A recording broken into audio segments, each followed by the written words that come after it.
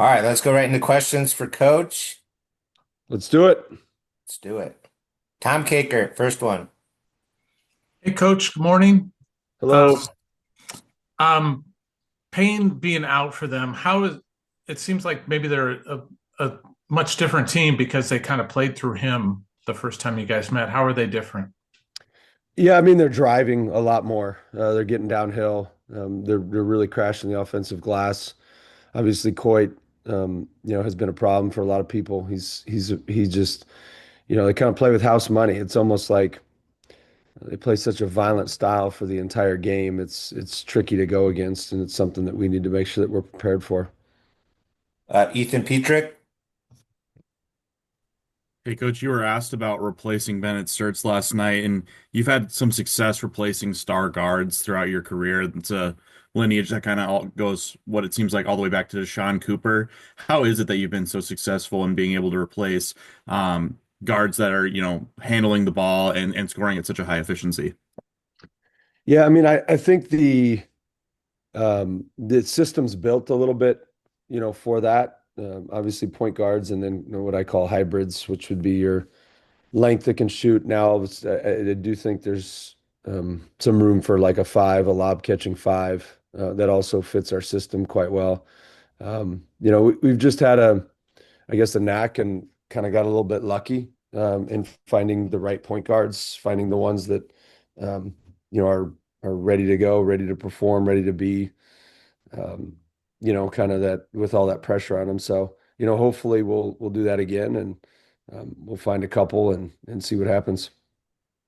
Corey Breda. Good morning, Coach. This is kind of a belated two-part question. Um, Cam Woods has been pretty good since he went off against you guys. And I am curious, did you guys recruit him at all from Robert Morris, given the fact that he was teammates with Alvaro? Uh, we did not, but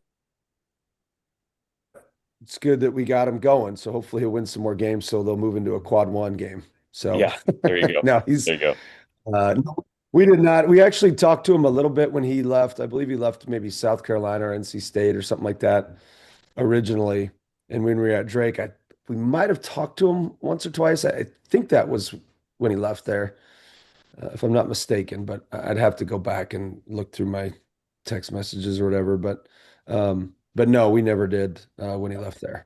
And I know he's been in the portal a bunch, but I guess the second part of my question, um, kind of going along the lines of Cam Woods, Tayton, Connerway, Zoom Diallo, it seems like maybe some of the defensive struggles you guys have had has kind of centered on staying in front of quicker guards. Is that a concern of yours right now? And if so, how does your team combat that at this point in the season?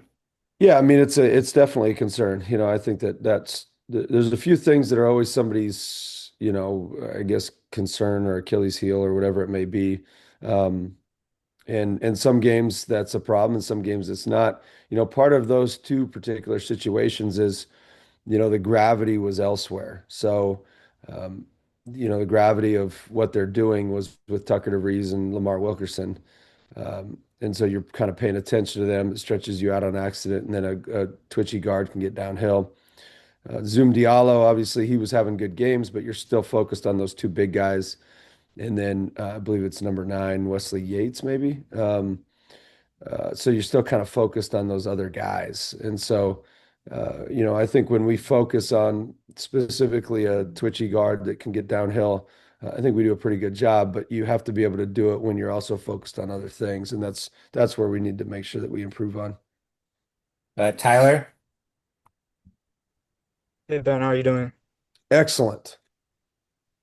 President better at being Is it questions. did anything else from watching the Northwestern game kind of stand out to you on either end of the floor? Yeah, we didn't once we got a drive, we didn't punish them. So, and we've been working like crazy on our like just movement when we do drive. We just did a really poor job of moving when we drive. We just stood and watched the drive. And so then it's one kick, and it's not drive, kick, swing, it's just drive and kick. And then the guy shoots it. And it's like, okay, well, we could have continued to have them in rotation. And then the ones that we did get rotations, we didn't shoot. And a lot of that is more just a concentration thing that needs to continue to grow and get better. If we're not tuned up, our offense isn't going to be perfect, and then we'll get a little bit stagnant, and then we have to rely on a couple guys. And that's what you saw in that game. We need to make sure that our offense is better when, it flows and there's multiple guys that touch it, multiple guys that score. Obviously, you still have your gravity in Bennett, but we need multiple guys to be able to, put the ball in the basket. It's the most ironic thing when somebody comes into a game and they think, not that our guys do this, but naturally every basketball player does to a certain level where it's like, hey, I need to, this is one of those games I can score. They never score because the ball doesn't flow and move the way it's supposed to move. And so when you go into a game and it's like, hey, we need to punish this defense and our objective is to win and move the basketball, naturally everybody kind of wins and scores. And so we need to make sure we have that thought going into every game. Ethan, Going back to my question about replacing Bennett and your ability to replace guards, how much of it is finding a guy who fits the system, and how much of it is developing that guy once he's on campus? And is your system one where a guy can step in year one be a super effective player, or do they need a little bit of time to kind of get a handle on what you want them to do, both offensively and defensively? Yeah, you can come in first year. I know Bennett did.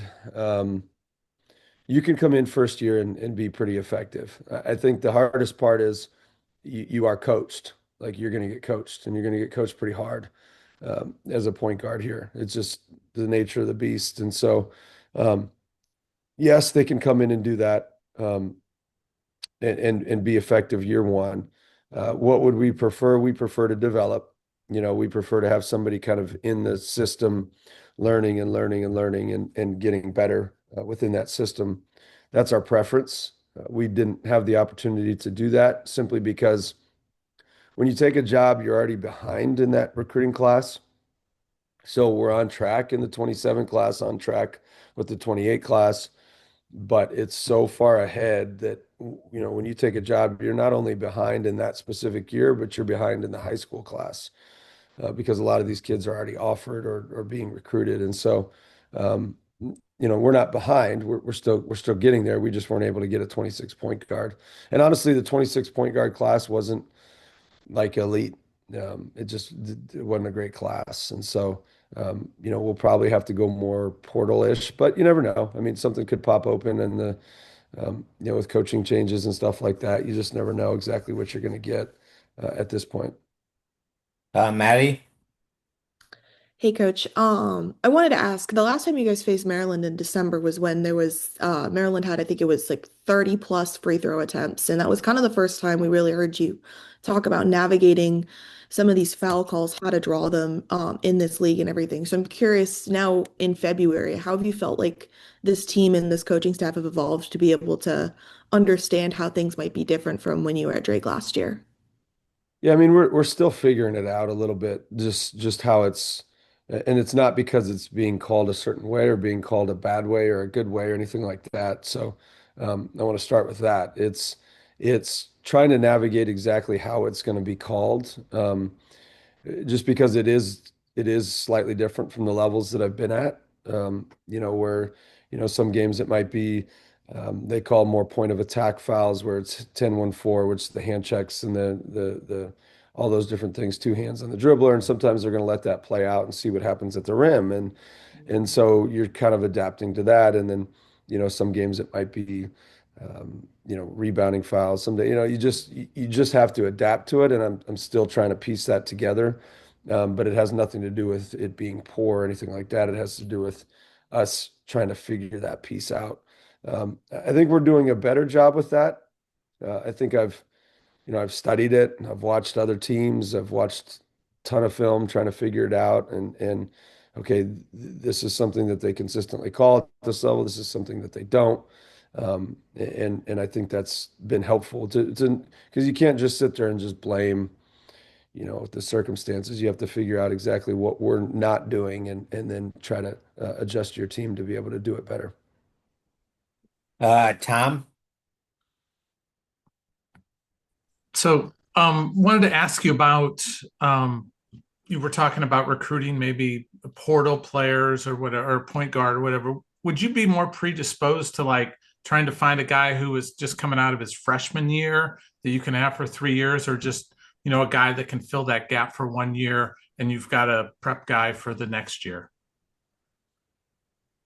Yeah, I mean, if you can find somebody with multiple years, obviously you're going to always take them. I mean, that's what you'd want first and foremost. I don't know that you're going to be able to do that. We are on quite a bit of 27 point guards, and there's some really good ones in that class.